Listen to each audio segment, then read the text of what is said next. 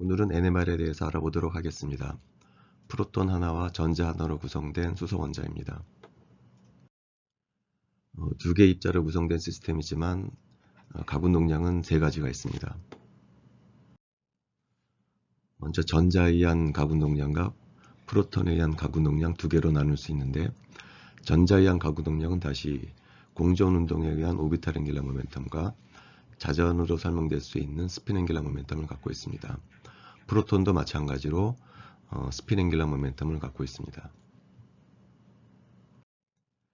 오비탈 앵귤러 모멘텀의 양자수는 보통 스몰 l로 표현하고 0부터 시작하는 정수를 가질 수가 있습니다. 반면에 스핀 앵귤러 모멘텀은 입자에 따라서 정해진 값을 가질 수 있는데, 전자인 경우에는 스핀 앵귤러 모멘텀 값은 2분의 1로 알려져 있습니다. 프로톤도 마찬가지로 스핀 앵귤러 모멘텀 양자수를 갖고 있습니다. 기호로는 보통 I라고 표기하고 그 값은 역시 전자와 마찬가지로 2분의 1로 알려져 있습니다.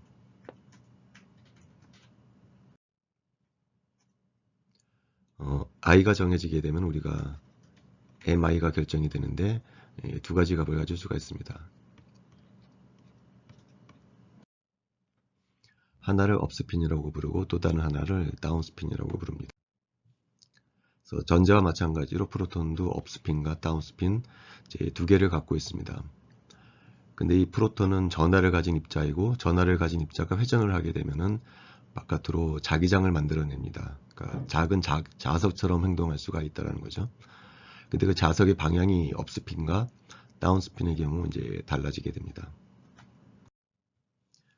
그러나 자석이 그냥 진공 속에 있다라고 하게 되면은 자석의 방향에 따라서 에너지는 다르지 않습니다. 따라서 외부에서 자기장을 걸어주지 않을 때는 업스핀과 다운스핀의 에너지 상태는 동일합니다.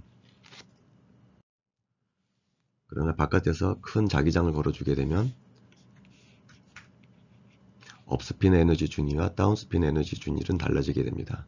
업스핀 에너지는 줄어드는 반면에 다운스핀 에너지는 이제 증가하게 됩니다. 프로톤인 경우에 외부에서 2.34 테슬라를 걸어줄 때 이만큼의 에너지 간격이 벌어지게 됩니다. 수소 프로톤인 경우에는 정확히 그것이 이제 100MHz의 차이를 보여주게 됩니다. 따라서 업스핀에 있던 프로톤에 100MHz의 빛을 쏴주게 되면 다운스핀으로 이제 전이가 되게 됩니다. 우리가 이 자기장에 따라서 에너지 준위가 얼마나 빨리 올라가느냐 내려가느냐를 결정하는 이 기울기를 이제 보통 감마로 표현하고 그 마그네토 자이렉 레이셔라고 표현을 하는데, 그것은 핵종에 따라 다릅니다. 프로톤의 경우 기울기가 급하게 올라가는 반면에, 예를 들면 카본 13 같은 경우에는 그 기울기가 이제 완만하게 올라가게 됩니다. 다시 말하면 핵종에 따라서 마그네토 자이렉 레이셔가 다른 값을 보여주게 됩니다. 앞서도 얘기했지만 2.34 테슬라를 걸어줬을 때 프로톤인 경우에는 100메가에서 전이가 일어나지만 카본 13 같은 경우에는 그 마그네토 자이렉 레이셔가 4분의 1 정도 되기 때문에 25.2MHz에서 전이가 일어납니다. 다른 핵종들도 각각 고유한 마그네토 자이렉 레이셔를 갖게 되기 때문에 트랜지션 프리퀀시가 다 다른 위치에서 나타나게 됩니다. 우리가 이 업스핀과 다운스핀 사이의 에너지 간격을 측정하게 되면은 아인슈타인 릴레이션을 이용해서 우리가 주파수를 구할 수가 있습니다. 그럼 이 에너지를 어떻게 구하는가에 대해서 알아보도록 하겠습니다. 그 에너지는 두 가지 요인에서 결정이 되는데, 바깥에서 걸어준 자기장의 세기가 커지게 되면은 이 간격이 벌어지고, 그 다음에 마그네토 자이렉 레이셔, 다시 말하면 이 기울기가 커지게 되면은 마찬가지로 이 에너지 차이가 커지게 됩니다. 이 부분을 좀 자세히 살펴보도록 하겠습니다. 자, 업스핀이 있고 다운스핀이 있는데, 바깥에서 자기장을 걸어주게 되면은 에너지 차이가 생기게 됩니다.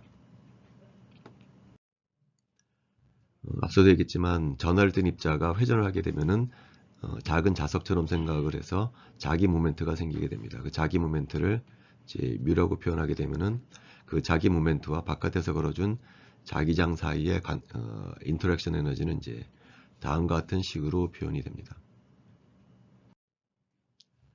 이때 우리가 이제 마그네토 자이렉 레이셔를 정의할 수가 있는데요. 이게 가군동량이라고 부르고, 이 가군동량에서 만들어진 자기 모멘트를 뮤라고 하겠습니다. 그럼 이 둘 사이에 이제 비례관계가 성립하게 되는데, 그 비례상수를 정의할 수가 있습니다. 그 비례상수를 우리가 마그네토자이릭 레이셔라고 부릅니다. 그 마그네토자이릭 레이셔가 바로 이 기울기에 해당하는 양이 되겠습니다. 근데 우리가 만약에 이 바깥에서 걸어준 자기장이 지축 방향이라고 하게 되면은 이 내적을 그냥 지축 성분의 값으로 대체시킬 수가 있습니다. 그래서 지축 성분의 가군동량의 마그네토자이릭 레이셔에다가 자기장을 곱해주게 되면 우리가 마그네틱 인터랙션 에너지를 구할 수가 있습니다. 근데 우리가 IG는 MIH바로 표현할 수가 있는데, 이건 우리가 원자 공부할 때부터 배웠었죠. 원자도 가군동량이 있는데, 가군동량의 크기는 어떤 양자수가 있어서 다음과 같은 식으로 표현이 되고, 가군동량의 지축성분값은 마찬가지로 ml이라고 하는 양자수가 있어서 거기다 h바를 곱해주게 되면 우리가 지축성분값을 구할 수 있다고 했었죠. 얘도 마찬가지라는 거죠. I도 가군동량이기 때문에 가군동량의 크기는 어떤 양자수 I가 있어서 이제 다음과 같은 식으로 표현해 줄 수가 있고요. 얘도 지축성분값이 있는데, 지축성분값도 마찬가지로 mi라는 양자수가 있어서 거기다 h바를 곱해주게 되면 우리가 지축성분값을 구할 수가 있습니다. 그래서 여기서 여기로 가는 부분은 일반적인 가군동량 식으로부터 유도할 수가 있습니다. 그럼 이것이 이제 에너지가 되는데, 에너지는 따라서 mi 값에 따라서 달라지게 되겠습니다. mi가 2분의 1일 때는 요만큼의 에너지를 가질 수가 있고요.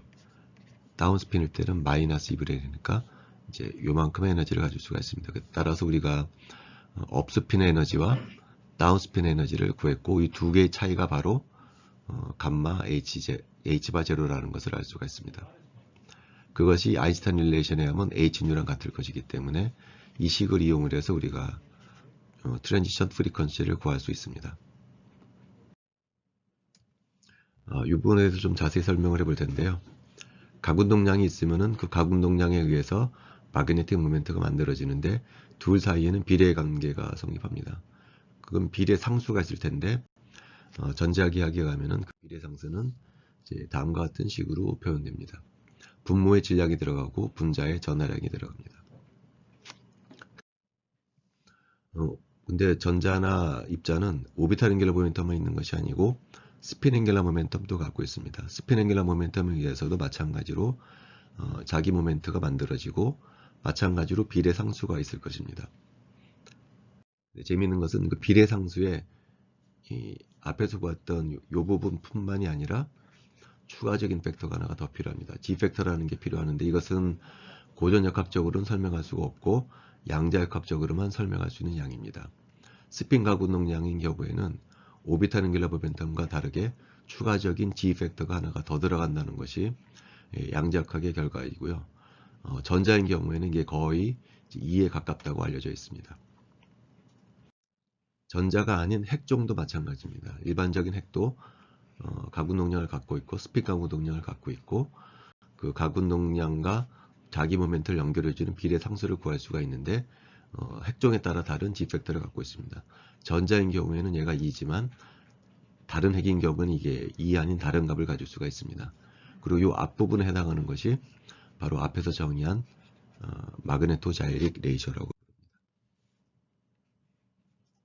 이 마그네토자이릭 레이셔가 핵종에 따라 다른 값을 갖는 이유는 바로 핵종에 따라 G값이 다르고 질량이 다르기 때문입니다.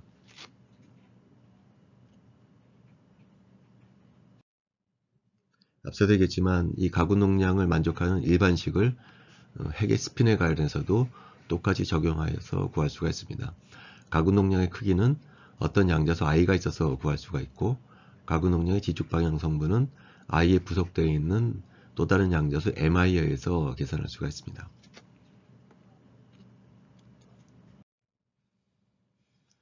앞서 말했지만 바깥에서 자기장을 걸어주게 되면 이 자기장은 스핀에 의해서 만들어지는 자기 모멘트와 상호작용을 하게 됩니다.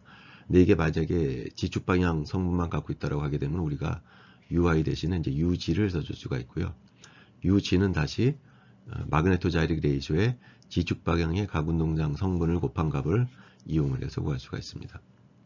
그리고 IG는 앞서서 얘기했던 일반적인 양적학 식에 의해서 MIH바로 표현해 줄 수가 있기 때문에 우리가 마그네틱 인터랙션 에너지는 다음과 같이 구할 수가 있습니다. 그래서 우리가 앞에 마그네토 자이렉 레이셔를 G 팩터를 이용해서 이제 구할 수 있다라고 했는데요. 요식을 잠깐 변형을 한번 해보도록 하겠습니다. 분모 분자에 이제 H바를 곱해줬습니다.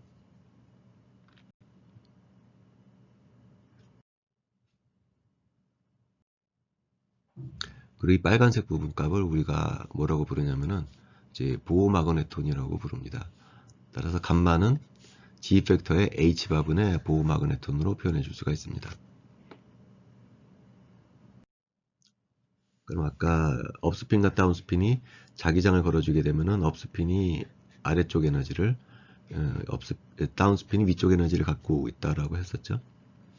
그리고 업스핀의 경우는 에너지가 이렇게 표현되고 다운스핀은 이제 비슷한 형태로 표현이 되게 됩니다. 이 두 개의 에너지 차이는 이제 감마의 H바의 제로로 표현이 되고요. 다시 감마 대신에 요식을 써주려고 합니다.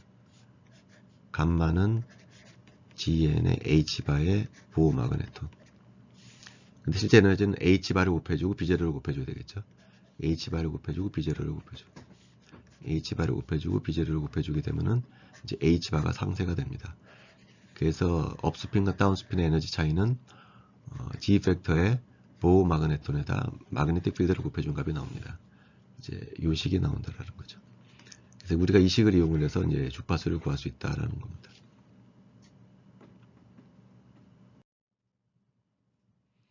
자, 지금까지는 프로톤만 있을 때의 트랜지션 프리퀀시에 대해서 알아봤는데요.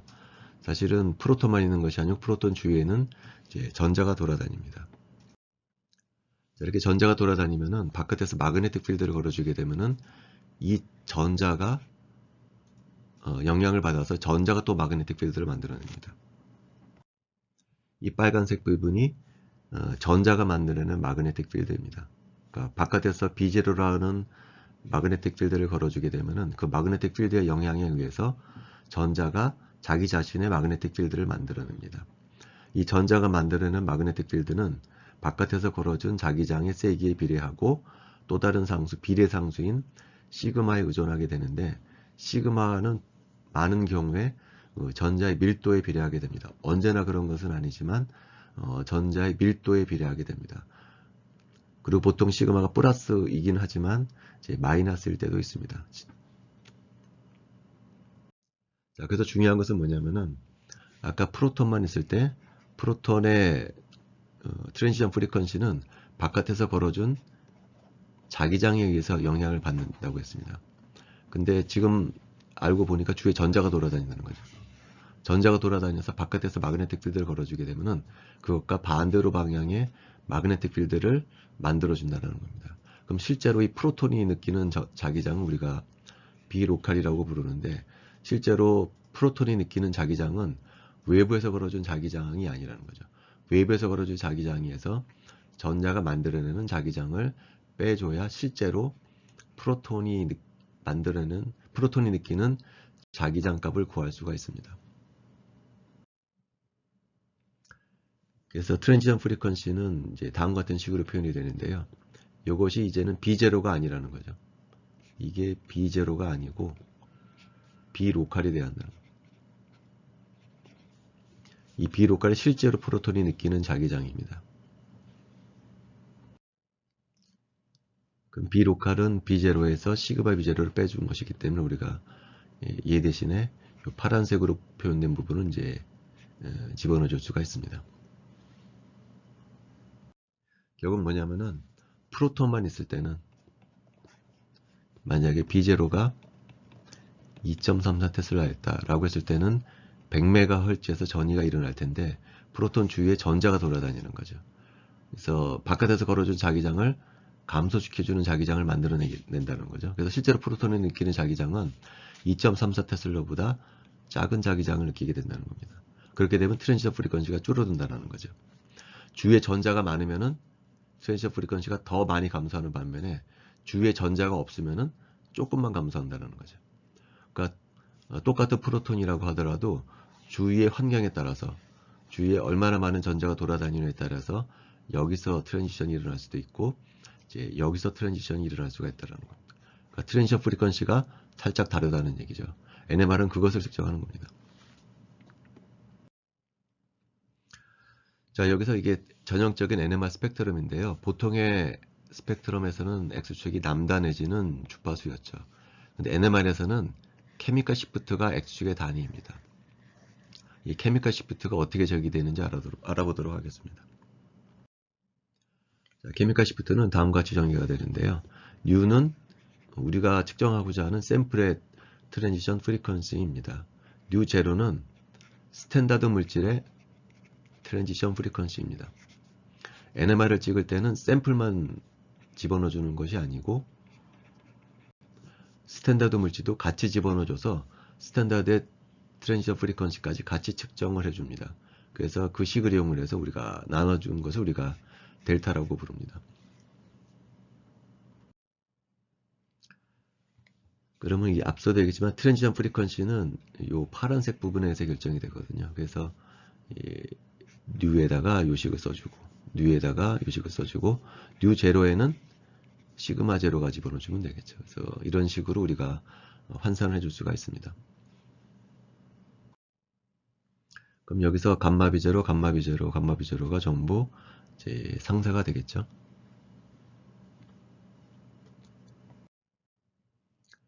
정리해주게 되면은 1은 없어지게 되겠죠. 그리고 얘는 이제 플러스 시그마 제로가 되고요. 얘는 마이너스 시그마가 됩니다. 그래서 델타는 이제 다음 같은 식으로 바꿔줄 수가 있습니다.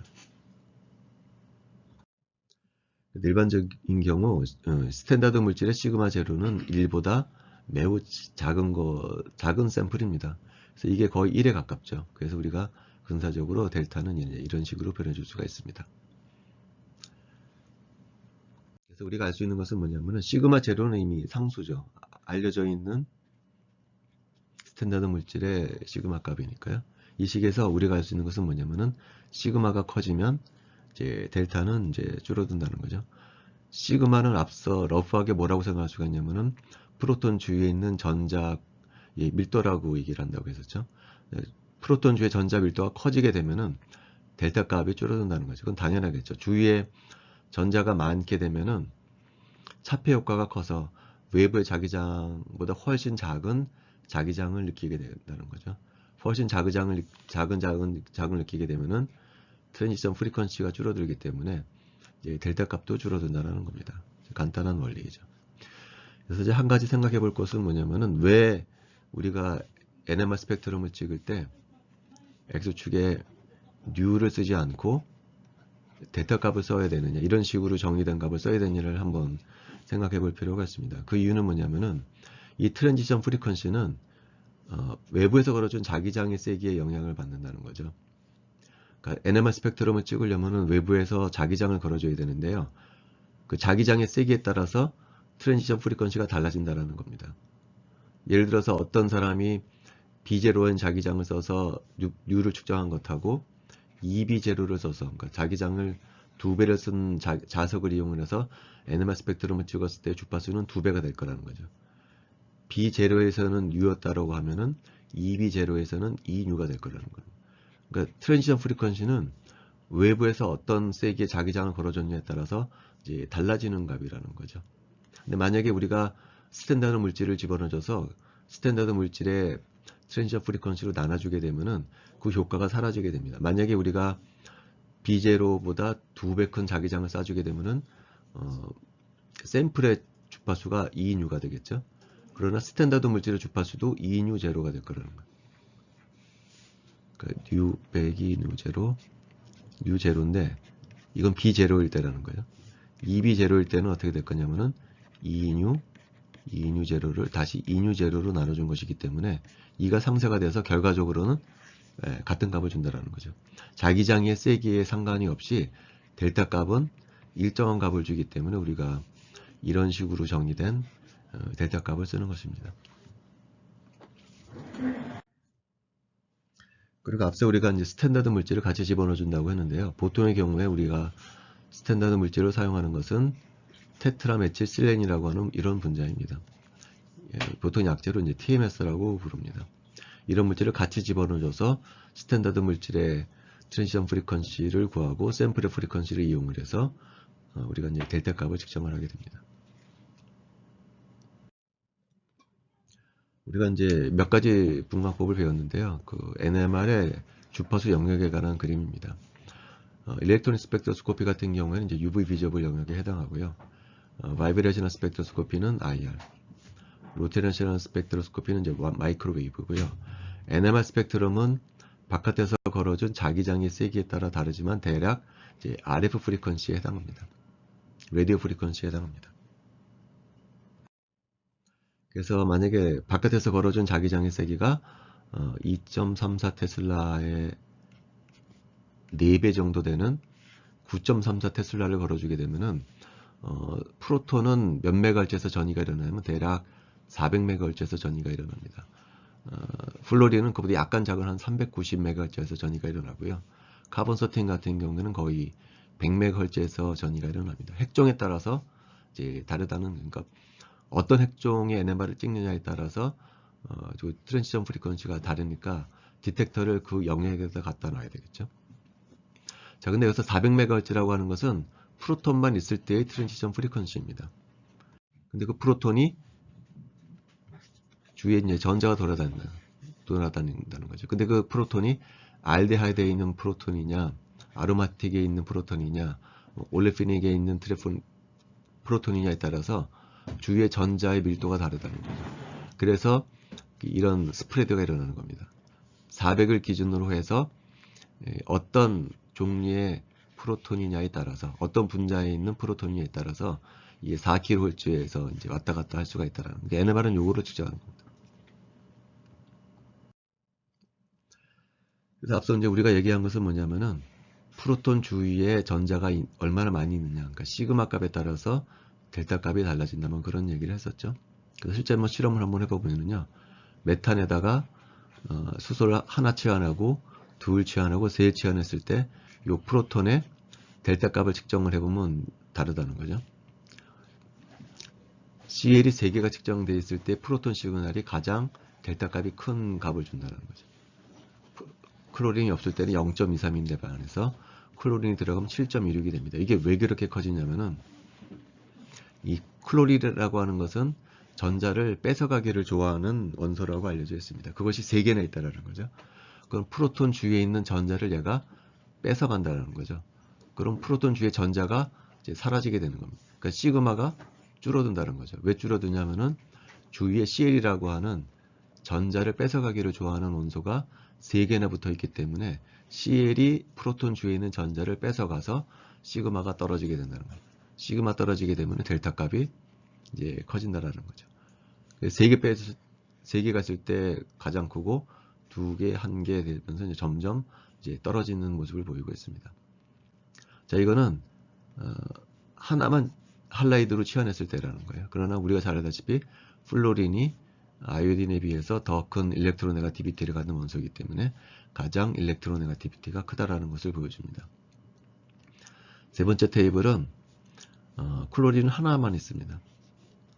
근데 우리가 프로톤 시그널은 얘는 맨 왼쪽에 있는 거에서 이제 시그널을 잡았을 때 가장 가까이 있는 프로톤에서는 델타 값이 3.0으로 가장 크지만 클로린이 있긴 있지만 2단계 멀리 떨어져 있는 프로톤에서 나오는 시그널은 이제 작아진다는 거죠. 1.04라는 거죠. 그리고 우리가 이런 분자 같은 경우에는 따라서 프로톤 시그널이 3군데서 나올 수가 있습니다. 왜냐하면 다른 환경에 놓여 있는 프로톤이 3개가 있기 때문이라는 거죠. 주황색 프로톤은 바로 옆에 있는 브로미 때문에 델타 값이 큰 값에서 나옵니다. 녹색 프로톤은 조금 더 멀리 있기 때문에 주홍색 델타 값보단 작은 값을 갖게 되고요. 빨간색 프로톤은 더 멀리 떨어져 있기 때문에 델타 값이 더 작은 곳에서 나타납니다. 따라서 스펙트럼을 찍어보면은 0.23에서 픽이 하나, 3.05에서 픽이 하나, 7.16에서 픽이 하나, 3개의 픽을 얻을 수가 있다는 이 분자를 찍게 되면, 왜냐하면 서로 다른 환경에 놓여 있는 프로톤이 3개가 있기 때문에 픽도 이제 3개가 나온다라는 거죠. 우리가 이런 원리를 이용을 하게 되면은 이제 분자식을 결정할 수가 있습니다. 어떤 미지의 시료가 있는데 카본이 3개, 프로톤이 6개, 옥션이 2개인 분자에 NMR을 찍었더니 픽이 이제 2개가 나왔다라는 겁니다. 0에서도 픽이 나와야 되죠. 왜 그러냐면 앞서도 얘기했지만 TMS라고 하는 스탠다드를 언제나 집어넣어주기 때문에 0에선 픽이 나오고, 이건 샘플에 의한 픽은 아닙니다. 이 샘플에 의한 픽은 이 2개의 픽입니다. 이 스펙트럼을 찍어봤더니 2개가 나왔다라는 거죠. 근데 이런 식을 갖다 줄 수 있는 분자를 생각해 볼 수가 있는 게 2가지를 생각해 볼 수가 있다는 거예요. CH3, COO, CH3의 식도 요 식이 되고요. 요 포르말데하이드 타입의 분자도 이제 이런 식을 갖다 줍니다. 그럼 요 2개의 NMR 시그널을 주는 분자는 얘일 거냐, 얘일 거냐를 이제 판단해 보자라는 거죠.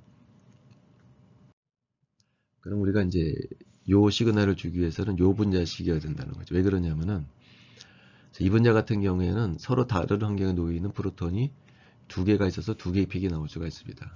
반면에 이 분자는 서로 다른 환경에 있는 프로톤이 3개가 있습니다. 요 프로톤, 요 프로톤, 요 프로톤 다 다른 환경에 놓여 있기 때문에 이 분자를 가지고 NMR을 찍으면 3군데서 픽이 나와야 할 거라는 거죠. 그러나 2개밖에 안 났기 때문에 얘는 아니라는 거죠. 얘일 가능성이 크다라는 거죠. 그리고 우리가 요 식에서 그러면 이제 2개의 프로톤이 있다고 그랬는데요. 얘도 여기에서도 나오고 여기서도 나오는데 요 녹색, 그러니까 델타 값이 큰 프로톤은 여기서 나온 시그널이고요. 델타 값이 작은 프로톤은 이제 여기서 나온 거예요. 왜 그러냐면은 요 녹색 프로톤은 주위에 산소가 있죠. 산소가 이 프로톤에 있는 전자를 더 많이 뺏어갈 거라는 거죠. 요 프로톤에 비해서는. 그래서 얘의 델타 값이 더 클 거라는 거죠. 그래서 우리가 이제 간단하게 NMR 스펙트럼을 찍으면은 어떤 분자일 것인지를 우리가 판단할 수 있다는 겁니다. 자, 그 다음에 다음 같은 분자를 한번 찍어보면은요. 얘는 이제 2군데서 픽이 나올 거라는 걸 예상할 수가 있습니다. 이 녹색 프로톤에서 시그널이 하나 나올 것이고, 이 빨간색 프로톤은 똑같은 프로톤이죠. 이제 2군데서 픽이 나올 것이고, 실제 여기서 픽이 하나 나오고, 이제 여기서 픽이 하나가 나온다는 것을 설명할 수가 있습니다. 근데 이 픽을 자세히 조사를 해보니까, B 프로톤에서 나오는 픽은 2개입니다. 더블렛이라는 거죠. A 프로톤에서 나오는 픽은 3개의 픽, 트리플렛으로 갈라져 있다는 겁니다. 이 멀티플리 스트럭처를 보인다는 거죠. 왜 그런지 한번 알아보도록 하겠습니다. 먼저 이 B 프로톤에서 나오는 시그널이 왜 더블렛으로 나오는지 한번 보도록 하겠습니다. 앞서도 얘기했지만 NMR 시그널을 찍기 위해서는 바깥에서 B0라고 하는 자기장을 걸어줘야 합니다. 그래서 이 B 프로톤이 이제 외부에서 걸어준 자기장을 느끼게 되는데, 가만히 보니까 B 프로톤은 외부에서만 자기장을 느끼는 것이 아니고 다른 쪽에서도 자기장을 느끼게 됩니다. 그 다른 쪽에서 만들어내는 자기장은 바로 이 A 프로톤이 만들어내는 자기장을 B 프로톤이 느낄 수 있다는 거죠. 왜냐하면 A 프로톤도 스핀을 갖고 있기 때문에 얘도 작은 자기석이거든요. 얘가 만들어내는 자기장을 얘가 느낄 수가 있는 거라는 거죠. 근데 이 스핀은 업스핀인 경우가 있고 다운스핀인 경우가 있습니다. 그러니까 만약 업스핀이었다라고 하면 바깥에서 걸어준 자기장보다 더 큰 자기장을 얘가 느끼게 될 수가 있고요. 다운스핀이었다 그러면은 바깥에서 걸어준 자기장보다 작은 세기의 자기장을 느끼게 됐다는, 요 옆에 있는 녹색 프로톤의 스핀 상태에 따라서 이 B 프로톤이 느끼는 자기장의 세기가 다르다는 거죠. 클 때가 있고 작을 때가 있겠다는 거예요. 그래서 이 2개로 픽으로 나눠진다는 겁니다. 마찬가지로 A 프로톤도 바깥에서 걸어준 B0 자기장뿐만이 아니고 2개의 프로톤이 만들어내는 자기장의 세기를 느낄 수가 있는데, 이 프로톤이 2개가 있다는 거예요. 그 먼저 A 프로톤에 의한 만들어내는 자기장에 의해서 이제 2개의 픽으로 갈라질 수가 있을 겁니다. 그 다음에 다시 이 프로톤에 의한 만들어내는 자기장에 의해서 이 2개의 픽이 이렇게 2개로 갈라질 수가 있다는 거죠. 근데 만약에 얘가 얘에 미치는 영향하고 얘가 얘에 만들어내는 자기장이 똑같다고 하면, 똑같겠죠, 이 경우는. 요 2개의 위치가 같은 데서 나온다는 거죠. 이게 올라간 놈하고 이게 내려간 놈이 같은 위치에서 나오게 됩니다. 가정은 뭐냐면은 얘가 얘 만들어내는 자기장하고 얘가 얘 만들어내는 자기장이 세기가 같을 때는 2개가 같은 위치에서 나옵니다. 그래서 여기서 한 군데 나오고 여기서 한 군데 나오고 이제 여기서 한 군데 나와서 3개의 픽이 나올 수 있다라는 거죠. 이 자기장에서 이게 얼마나 갈라지느냐, 이걸 보통 기호로 J라고 표기를 하고요. 이걸 우리가 보통 커플링 콘스탄트라고 부릅니다. 이걸 지금처럼 설명할 수도 있고 이렇게 설명할 수도 있습니다. 두 개의 프로톤이 있기 때문에 네 가지 경우 생각할 수가 있거든요. 둘 다 업스핀인 경우, 둘 다 다운스핀인 경우, 하나가 업, 하나가 다운인 경우. 근데 그 경우는 다른 경우가 이게 다운이고 이게 업인 경우. 그래서 이 두 가지 경우는 같은 상황이라는 거죠. 그래서 이걸 1대 2대 1로 이제 갈라질 수 있다라고 설명을 해줍니다. 이게 앞서서 얘기했던 거지. 옆에 프로톤이 하나가 있을 때는 두 개로 갈라지고 옆에 프로톤이 두 개가 있을 때는 이렇게 세 개로 갈라진다라는 겁니다. 논의를 확장해서 옆에 프로톤이 세 개가 있다 라고 하게 되면 2의 3승 8개의 경우의 수를 생각해 볼 수가 있죠. 셋 다 다운, 셋 다 업. 자, 두 개가 업이고 두 개가 다운이고 하나가 업인 경우가 세 가지 경우가 있을 수가 있고요. 두 개가 업이고 하나가 다운인 경우도 마찬가지로 이제 세 가지 경우로 생각해 볼 수가 있습니다. 그래서 픽은 세 개의 프로톤에 의해 커플링 되고 있는 경우에는 이제 네 개의 픽이 이제 만들어진다라고 설명을 하고 있죠. 이걸 우리가 뭐라고 부르냐면은 이제 n 플러스 1룰이라고 부릅니다. 근데 이제 n 플러스 1룰이 적용되기 위해서는 뭐가 필요하냐면은 이 프로톤이 얘에 미치는 영향하고 이 프로톤이 얘에 미치는 영향이 동등하다 라고 했을 때 n 플러스 1의 룰이 적용이 됩니다. 다시 말하면 예를 들면 이 프로톤인 경우에는 두 개의 동등한 프로톤으로 연결이 되어 있기 때문에 픽이 세 개로 갈라진다는 거죠. 만약에 이 프로톤 옆에 동등한 프로톤 3개가 연결되어 있다 그러면은 이 4개로 갈라져 있다는 거예요. 이것을 우리가 n 플러스 1 룰이라고 부릅니다. 중요한 것은 커플링 되어 있는 프로톤이 동등해야만 우리가 이 룰을 적용시킬 수가 있습니다. 다음은 알코올인데요. 알코올은 3개의 프로톤이 있죠. 그래서 픽이 3군데서 나옵니다. 이 프로톤에서 나올 수 있고 이 프로톤, 이제 이 프로톤에서 나올 수가 있습니다. 먼저 이 프로톤인 경우에는 바로 옆에 2개의 프로톤이 있기 때문에 이 3개의 픽으로 갈라지고요. 이 녹색 프로톤은 옆에 3개의 프로톤이 있기 때문에 이제 4개의 픽으로 갈라집니다. 근데 여기서 한 가지 질문할 수가 있는 것이 이 녹색 프로톤은 옆에 까만색의 프로톤에서도 커플링 될 수 있지만 OH에 달려있는 요 하이드록실기에 있는 H에서도 커플링 될 수가 있는데 왜 그 효과는 생각하지 않느냐 이제 그런 질문을 해줄 수가 있어요. 근데 이 하이드록실 그룹에 있는 OH는 좀 특별합니다. 왜 그러냐면은 요 H 결합이 강한 결합이 아니에요. 이게 약한 결합이라는 거예요. 그래서 이게 쉽게 떨어집니다. 그리고 또 쉽게 또 붙습니다. 근데 문제는 뭐냐면 예를 들어서 얘가 업스핀이었던 상태에서 떨어진 다음에 붙을 때는 다른 프로톤이 와서 붙거든요. 그럼 떨어질 때는 업스핀이 떨어졌는데 붙을 때는 다운스핀이 붙을 수가 있다는 거죠. 근데 이 프로세스가 무지 빠릅니다. 그러니까 업스핀이었다가 다운스핀이었다가 업스핀이었다가 다운스핀이었다 이런 식으로 무작위로 굉장히 빨리 변화가 되기 때문에 이 프로톤에 의한 커플링 효과는 나타나지 않는다는 거죠.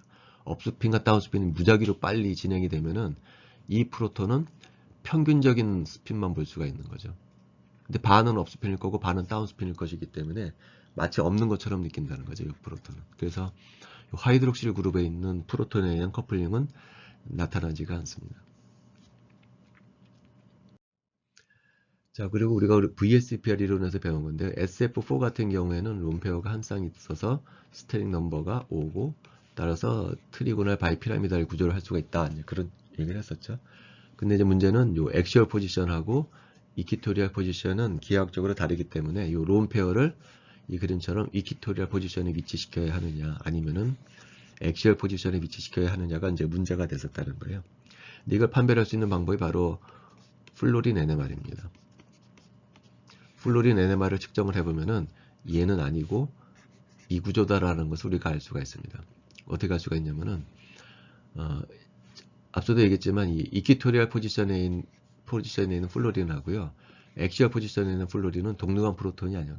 구분이 되는 프로톤입니다. 이 길이도 다르고 기하학적으로 다른 프로톤이거든요. 따라서 여기에는 두 가지 종류의 플로린이 있다는 거죠. 이퀴토리얼 포지션에 있는 플로린, 액시얼 포지션에 있는 플로린, 두 가지 종류의 플로린이 있고 따라서 픽이 이제 두 군데서 나올 거라는 거죠. 근데 이 이퀴토리얼 포지션에 있는 플로린은 액시얼 포지션에 있는 두 개의 플로린에 의해서 세 가닥으로 갈라질 거라는 거예요.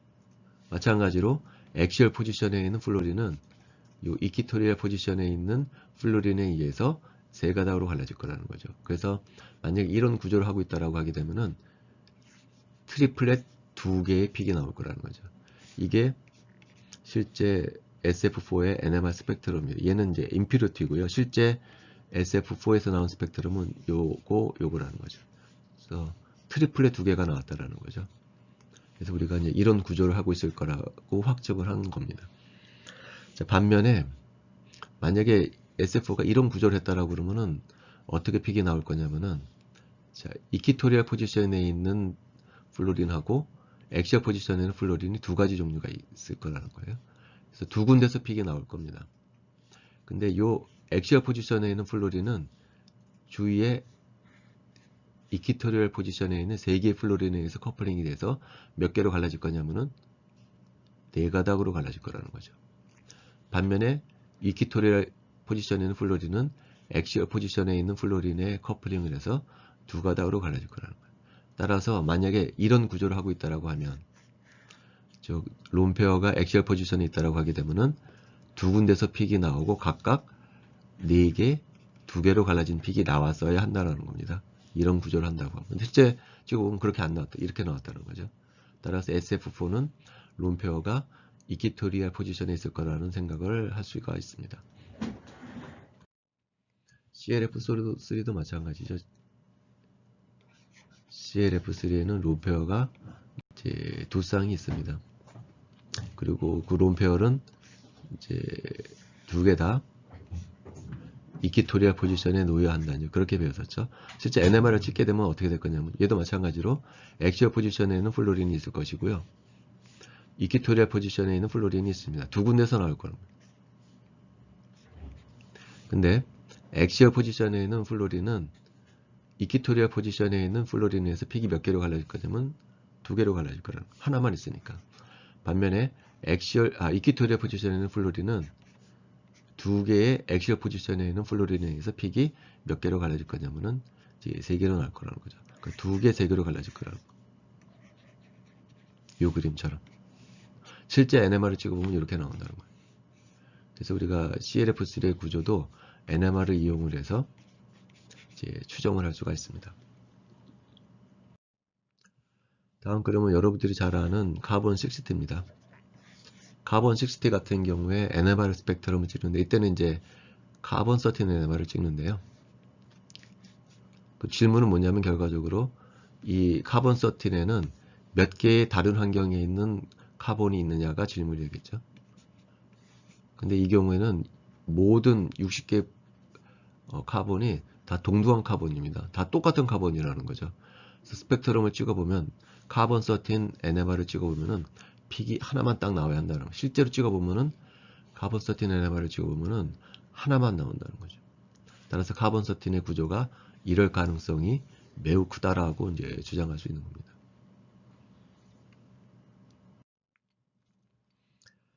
자, 그 다음에 이제 해야 될 얘기는 뭐냐. 아까 무슨 얘기를 했냐면 프로톤이 있고 주위에 이제 전자가 돌아다니는데 바깥에서 자기장을 걸어주게 되면은 이 일렉트론이 또 자기장을 만들어낸다고 그러는데 많은 경우에 반대 방향으로 자기장을 만들어낸다고 했죠. 이 반대 방향으로 만들어내는 자기장은 보통 이제 B0에 비례하고 시그마 값은 이 전자 구름의 농도에 비례하다 뭐 그런 식의 얘기를 할 수 있다라고 얘기를 했지만 이게 언제나 그런 건 아니라고 얘기를 했었죠. 바로 이제 벤젠 같은 경우가 이제 대표적인 경우입니다. 이 경우는 바깥에서 쏴준 자기장보다 작은 자기장을 프로톤이 느끼게 됩니다. 왜냐하면은 전자가 만들어내는 자기장이 바깥에서 만들어내는 자기장의 반대 방향이기 때문에. 근데 벤젠 같은 경우는 안 그럴 수가 있습니다. 바깥에서 걸어준 자기장보다 더 큰 자기장을 얘가 느낄 수가 있습니다. 링 커런트 때문에 그렇다는 거죠. 벤젠, 우리 링이라고 보통 얘기를 하죠. 그래서 바깥에서 자기장을 걸어주잖아요. 그러면은 전자구름이 링 커런트를 흐릅니다. 벤젠 링에서. 그럼 링 커런트가 만들어내는 자기장을 그려보면은 이런 식으로 자기장이 그려진다는 거죠. 그러면 여기에 있는 프로톤은 이 링 커런트에서 만드는 자기장은 이렇게 만들어지거든요. 위쪽으로 커지게 되죠. 그러니까 바깥에서 걸어진 자기장에다가 더 더해줘야 한다는 거죠. 그러니까 더 큰 자기장을 느끼는 겁니다. 바깥에서 걸어준 자기장에다가 전자가 만들어내는 자기장을 더 더해준 값을 이 프로톤이 실제로 느끼게 된다는 거죠. 링 커런트 때문에. 이거보다 더 심한 경우도 있는데요. 아놀렌이라고 하는 분자가 있습니다. 자, 벤젠 같은 경우에는 바깥에만 프로톤이 있고 안쪽에는 프로톤이 없거든요. 근데 아놀렌 같은 경우에는 이 그림에도 나왔다시피 파란색으로 표현된 바깥쪽에 있는 프로톤도 있고요. 안쪽으로 향해 있는 프로톤도 있습니다. 이 아놀렌도 마찬가지로 링 커런트가 흐르게 됩니다. 그 링 커런트가 흐르게 되면은 이런 식으로 자기장이 생기기 때문에 바깥의 프로톤은 바깥에서 걸어준 자기장보다 더 큰 자기장을 느끼는 반면에 안쪽에 있는 프로톤은 바깥에서 걸어준 자기장을 상쇄시키는 자기장을 느끼게 됩니다. 그래서 바깥에 있는 프로톤하고 안쪽에 있는 프로톤이 느끼는 자기장의 세기가 완전히 다르다는 거죠. 그래서 케미컬 시프트 값이 상당히 다른 거예요. 이건 양수값을 갖는 데 비해서 얘는 이제 음수값을 가질 정도로 델타 값이 10이다 차이가 나잖아요. 엄청나게 차이 날 수가 있다는 거죠. 링 커런트 때문에. 그 다음에 이제 화학에서, 유기화학에서 자주 쓰는 NMR, 주로 많이 쓰는 NMR은 이제 프로톤 NMR인데요. 카본 13 NMR도 이제 상당히 많이 사용합니다. 앞서서 카본 12는 스핀이 없다고 그랬잖아요.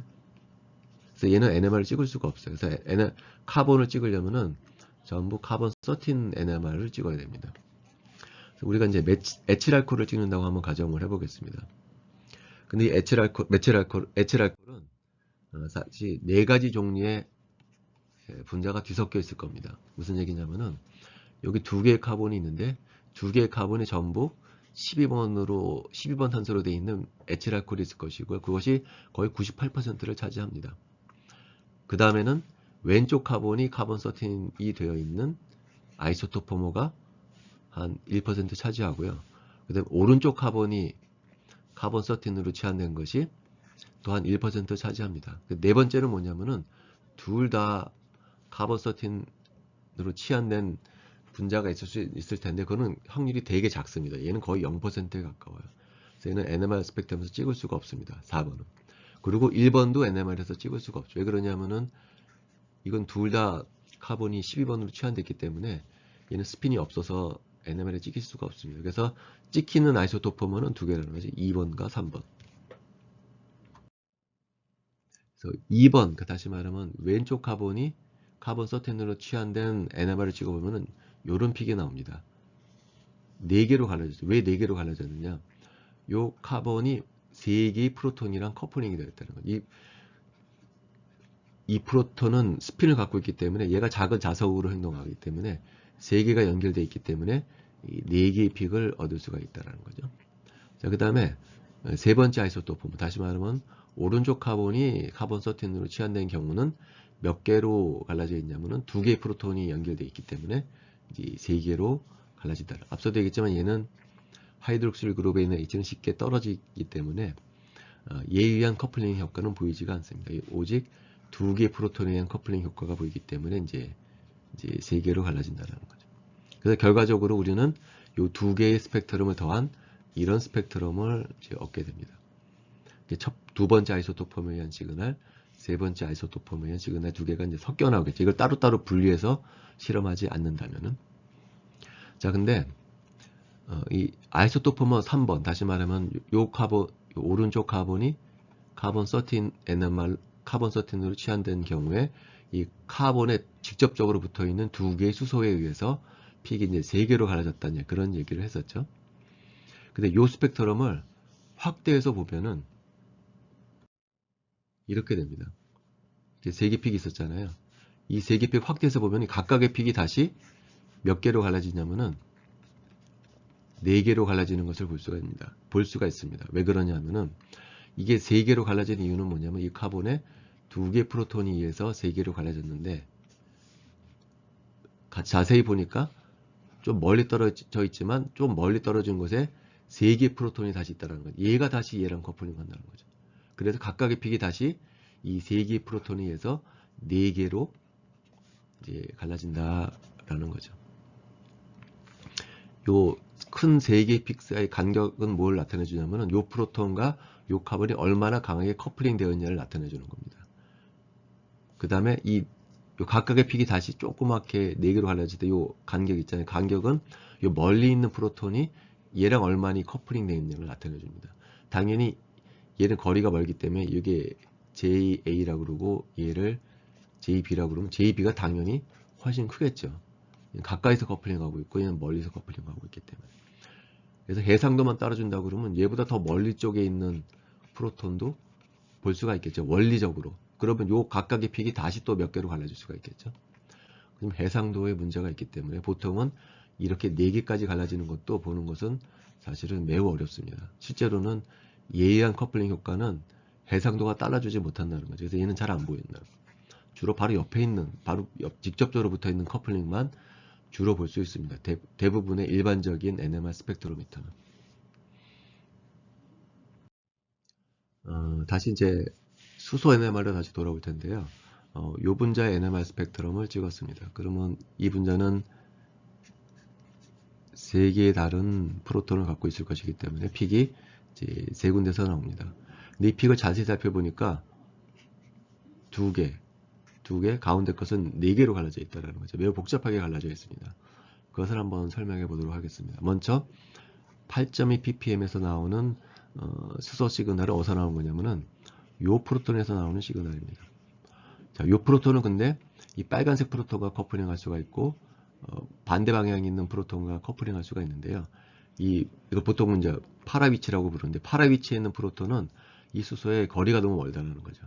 그래서 얘는 커플링 효과를 볼 수가 없다는 거죠. 레졸루션이 따라주지를 못하기 때문에 멀리 떨어져 있어서 이 파라 위치에 있는 프로톤 시그널은 볼 수가 없다. 커플링 효과는 볼 수가 없고 요 위치에 있는 메타 위치에 있는 수소에 의한 커플링을 볼 수가 있어서 픽이 이제 2개로 갈라진다는 거죠. 근데 거리가 멀잖아요. 그러니까 커플링 콘스턴트가 작기 때문에 요 픽과 픽 사이의 간격은 매우 작게 그려져 있습니다. 자, 반면에 7.6 ppm에서 있는 시그널은요. 어디서 나온 프로톤 시그널이냐면 여기에서 나오는 프로톤 시그널입니다. 이 프로톤 시그널도 바로 옆에 있는 프로톤에 의해서 커플링에서 2가닥으로 갈라질 수가 있습니다. 이런 식으로. 그러나 앞서와 마찬가지로 이 프로톤과도 커플링을 할 수가 있는데 이게 J값이 굉장히 작다라는 거죠. 너무 멀리 떨어져 있기 때문에 일반적인 해상도로는 얘가 이 프로톤이 커플링 되는 것을 볼 수가 없기 때문에 얘는 이 효과는 무시한다는 겁니다. 그래서 바로 옆에 있는 5도 위치에 있는 수소에 의해서 2개의 픽으로 갈라지고 이때 픽과 픽 사이의 간격을 우리가 커플링 콘스탄트라고 부르는데 얘는 바로 옆에서 커플링하고 있기 때문에 꽤 크다라는 거죠. 여기 앞서 8.2 ppm에서는 이게 작았었잖아요. 근데 얘는 꽤 크다라는 거죠. 왜냐면 바로 옆에서 커플링하고 있기 때문이라는 거죠. 자, 그 다음에 이제 요 가운데 부분 요게 이제 상당히 복잡하게 갈라지는 건데 이거는 어디서 나온 프로톤 시그널이냐면은 여기서 나오는 프로톤 시그널입니다. 이 프로톤은 바로 옆에 있는 프로톤에 의해서 먼저 크게 2가닥으로 갈라집니다. 그 다음에 메타 위치에 있는 프로톤도 커플링 할 수가 있습니다. 비교적 가깝기 때문에 그래서 이 각각의 2개의 픽이 다시 2개로 이제 갈라진다는 거죠. 그래서 우리가 봐야 될 것은 뭐냐면은 요걸 2개씩 이제 2개로 갈라진다는 거죠. 그럼 우리가 요 간격은 뭐랑 같냐면 얘랑 같을 거라는 거죠.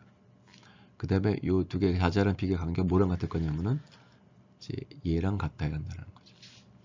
그래서 우리가 이제 NMR 스펙트럼을 찍으면은 다음 위에서 보다시피 상당히 디테일한 정보를 줄 수가 있습니다.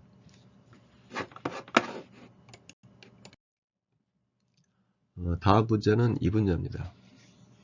그럼 얘는 이제 픽이 3군데서 나오겠죠. 여기서 하나 픽이 나올 것이고 여기서 나올 것이고 이제 여기서 나올 것입니다. 그래서 3군데서 나오는 것을 우리가 알 수가 있습니다.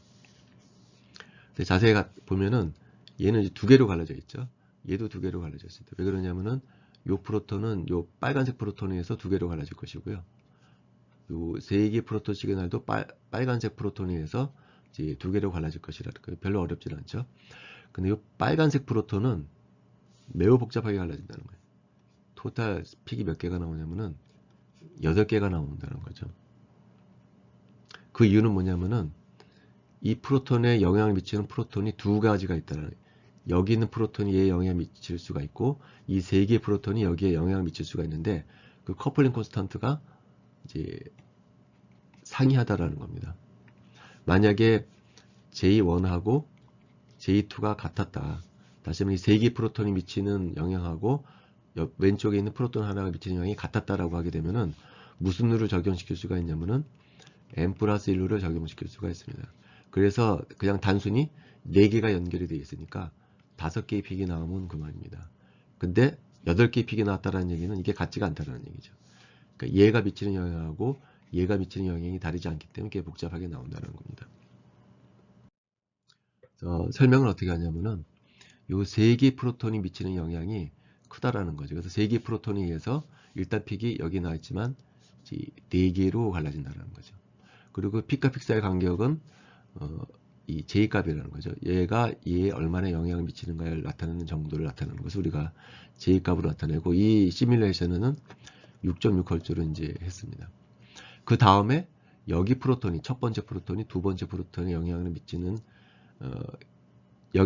때문에 각각의 4개 시그널이 각각 다시 2개로 갈라진다는 거죠. 근데 그 영향은 작아가지고서 커플링 콘스탄트가 3.8이다 라고 하게 되면 우리가 토탈 이제 8개의 픽을 얻을 수가 있다는 거죠. 이게 이제 시뮬레이션 결과라는 겁니다. 그래서 시뮬레이션 결과를 만들기 위해서는 요 커플링 콘스탄트 이 3개 프로톤이 두 번째 프로톤에 미치는 영향을 나타내는 J값, 첫 번째 프로톤이 두 번째 프로톤에 영향을 미치는 J값, 이런 식으로 두 개의 프로톤의 커플링 값을 콘스탄트를 바꿔가면서 시뮬레이션 해보게 되면 우리가 실험 결과를 재현해 줄 수가 있습니다. 그래서 이 실험 결과를 재현해 주기 위해서는 요 세 개 프로톤이 두 번째 프로톤에 미치는 영향이 첫 번째 프로톤이 두 번째 프로톤에 미치는 영향보다 꽤 크다라는 가정하에 시뮬레이션을 해보게 되면 우리가 이제 8개의 픽을 이제 구할 수 있다라는 거죠. 근데 만약에 두 개의 커플링 콘스탄트가 같다라고 하게 되면은 앞서도 얘기했지만 n 플러스 1룰을 적용시켜서 픽이 이제 5개가 나온다라는 거죠. 근데 얘는 실험 결과랑 부합하지 않으니까 이게 맞다라는 겁니다. 지금까지 살펴봤듯이 이제 NMR은요 굉장히 디테일한 정보를 주는 분광법 중에 하나입니다. 그래서 우리가 20장에서 다양한 분광법을 배웠지만 사실 유용성 면에 있어서는 NMR이 굉장히 유용합니다. 오늘 수업은 여기까지 마치도록 하겠습니다.